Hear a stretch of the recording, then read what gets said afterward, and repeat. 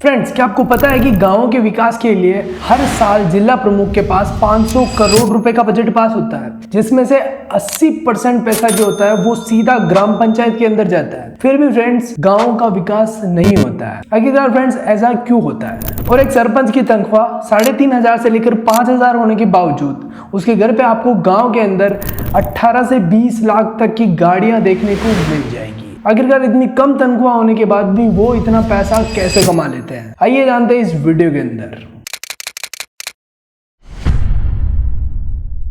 2 अक्टूबर 1959 के अंदर पहली बार नागौर के अंदर पंचायती राज को लागू किया। पंचायती राज को लागू करने का जो सबसे मेन रीजन था वो था फ्रेंड्स गाँव का विकास करना। क्योंकि फ्रेंड्स उस टाइम पे गाँव का विकास प्रॉपर्ली नहीं हो रहा था, तो एक ऐसी स्ट्रेटेजी लाने की बहुत ही ज्यादा जरूरत थी जिससे कि गाँव का प्रॉपर्ली विकास हो। और फ्रेंड्स उसके बाद में धीरे धीरे ये जो पंचायती राज है ये पूरे भारत के अंदर लागू कर दिया गया। पंचायती राज के अंदर सबसे मेन होती है ग्राम पंचायत।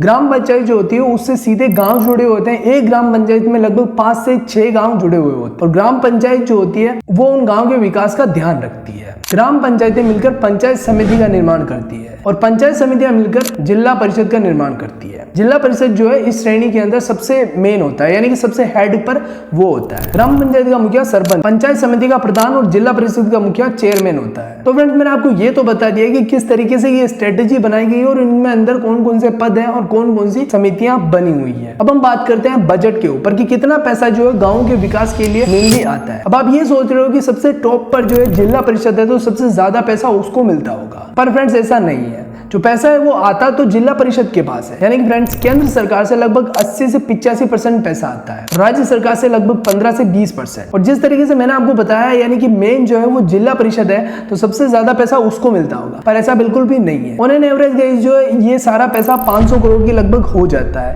यानी कि एक साल का जो बजट है वो लगभग एवरेज ऑफ 500 करोड़ रुपए होता है, जिसमें से 3% सिर्फ जिला परिषद के पास रहता है और फ्रेंड्स सिर्फ 12% जो है वो पंचायत समिति के पास होता है और लगभग 85% जो पैसा होता है वो सीधा ग्राम पंचायत के अंदर ट्रांसफर कर दिया जाता है। क्योंकि फ्रेंड्स ग्राम पंचायत से सारे जो गांव है वो डायरेक्टली कनेक्टेड है, तो गांव के विकास के लिए सबसे ज्यादा पैसा जो है उसके अंदर डाल दिया जाता है। अब ये जो पैसों का बंटवारा होता है ग्राम पंचायत के अंदर वो भी एक परसेंट के हिसाब से होता है। क्योंकि फ्रेंड्स बहुत सारी ग्राम पंचायत होती है वो छोटी होती है, उसमें कम गाँव जुड़े हुए होते हैं और कुछ जो पंचायतें होती है वो बड़ी होती है। ये जो पैसों का बंटवारा होता है ये उस पंचायत के अंदर जुड़े हुए गाँव के ऊपर डिपेंड करता है। कुछ पंचायतों को 40 लाख से लेकर ऑन एवरेज 50 लाख रुपए मिलते हैं। कुछ ऐसी पंचायतें भी होती है जिनको 1 करोड़ रुपए तक भी सालाना मिलता है। अब बात आती है कि इतना पैसा जाने के बाद भी गांवों का विकास क्यों नहीं होता है। सबसे पहला जो पॉइंट आता है इसमें वो होता है फ्रेंड्स करप्शन। क्योंकि फ्रेंड्स ये नीति बनाई तो गई थी गांवों के विकास के लिए, लेकिन फ्रेंड्स ये नीति बन के रह गई है जो ये पद है इनके विकास के लिए, यानी इन पद पे जो भी बंदा होता है वो भाई यहाँ पे पैसे छापता है बहुत सारे। सबसे जो मेन इनकम होती है वो उन्हीं की होती है। इवन गाइस जब चुनाव होते हैं तो एक सरपंच के चुनाव के अंदर, यानी गांव का जो सरपंच है उसके लेवल पर जब चुनाव होते हैं तो उसके अंदर बंदे जो है 30-30, 25-25, 50-50 लाख रुपए जो है वो गांव के इलेक्शन के अंदर लगा देते हैं उसको जीतने के लिए। अब आप एक चीज सोचो कि अगर किसी गांव के अंदर 1 करोड़ रुपए एक सालाना बजट आ रहा है और वो जो जीतने वाला सरपंच है उसने पहले से 50 लाख रुपए इलेक्शन जीतने के लिए लगा दिए, तो फ्रेंड्स क्या वो गाँव का विकास करेगा? सबसे पहले अपना विकास करेगा, क्योंकि 50 लाख रुपए तो उन्होंने पहले ही इन्वेस्ट कर रखे हैं। वो सबसे पहले उनको वापस से रिकवर करेगा एंड देन उसका खुद का विकास करेगा, खुद के घर, प्रॉपर्टी, बिजनेस एंड समथिंग सब चीजें बनाएगा। उसके बाद में वो गांव के बारे में सोचेगा और एक्चुअली में ऐसा ही होता है। अब ये तो मैंने सिर्फ सरपंच के लिए बताई है, तो आप ये चीज सोच सकते हो कि जब ये बिल पारित होते हैं तो ये जो मेन जिला परिषद और ये जो पंचायत समिति के प्रधान होते हैं इनके साइन चाहिए होते हैं, तो ये जो है सबसे बड़ा कमीशन खाता है। अब फ्रेंड्स मैं आपको एक चीज बता दूं कि 500 करोड़ रुपए पास होने के बाद में भी गाइस गाँव के अंदर सही सड़कें नहीं है, पर्याप्त जल व्यवस्था नहीं है, वो उनकी जो नालियां हैं वो सड़ रही है। इवन गाइस कचरे की व्यवस्था सही नहीं है। मतलब गाइस सब चीजें यहाँ पर चेंज हो चुकी है।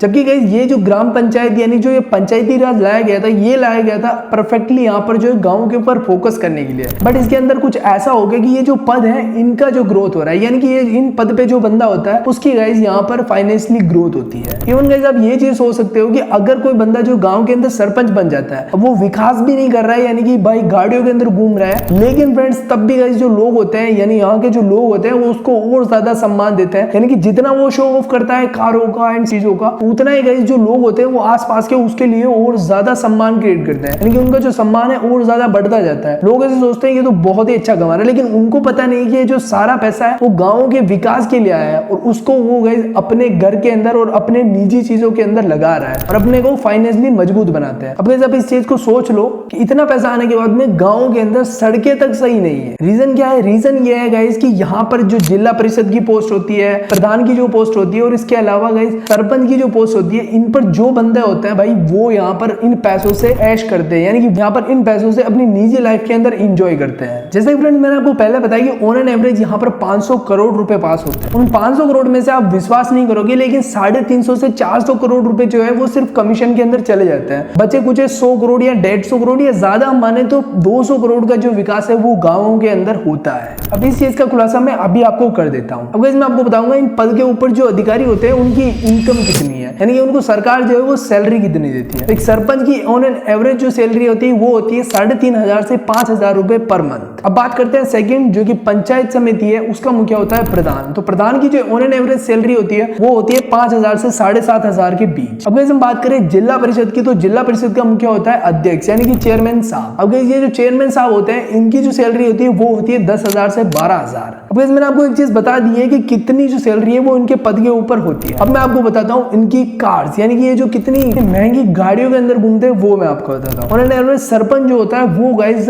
ऑन एन एवरेज मैं आपको बता रहा हूँ कि कितना भी छोटा सरपंच हो भाई वो जो है 18 लाख से 20 लाख की गाड़ी इजीली तरीके से बाई कर लेते। और फ्रेंड्स यहाँ पर अगर हम बात करें प्रधान की, तो भाई प्रधान और जो चेयरमैन साहब होते हैं इनके पास तो भाई 50 लाख से ऊपर की गाड़ी होती है। अब आप एक चीज देख सकते हो कि इतनी ज्यादा कम सैलरी होने के बाद भी इनके पास ये गाड़ियां कैसे आती है। सीधा सा जवाब है करप्शन। यस फ्रेंड्स, ये इतना ज्यादा करप्शन हो चुका है पंचायती राज के अंदर कि गांव के अंदर इतना सा पैसा पहुंचता है कि आप एक चीज देख लो कि 100 रुपए है उसमें से सिर्फ 20 से 25 या 30 रुपए जो है वो यहाँ पे गांव के विकास के लिए लगाए जाते हैं। इवन 70 से 80 रुपए ऑन एन एवरेज बीच नहीं रह जाते हैं। तो ये जो रीजन है ये मेन रीजन है जिसकी वजह से गाँव का विकास नहीं होता है। तो वीडियो आपको अच्छा लगा तो प्लीज लाइक करना एंड अपने फ्रेंड्स को शेयर करना एंड सब जगह इस वीडियो को फैला दो ताकि उनको पता चले कि गाँव का विकास जो है वो क्यों नहीं हो।